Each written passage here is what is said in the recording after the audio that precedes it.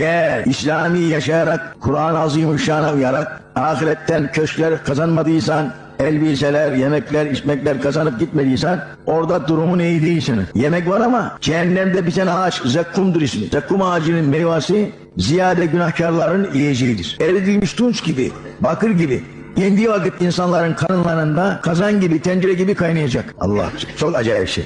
Hiç dayanılacak şey değil. Suyu kederlik, ateşte eridilmiş ziftleri insanı çıplak bedenine yapıştıracak Cenab-ı Hak. Bismillah. Serabiluhum min katran. Allah Allah. Gömlekleri katrandan, ziftten. Yani dünyada İslami şeriatı öğrenip yaşamazsan mutlaka ahirete giderken harçlıksız gitmiş olursun. Bu yol böyle devam ederken bozuldu. Şüphesiz avanak insanların düşmanlara, şeytanlıklı adamlara aldanmasından oldu bu iş. Avanak.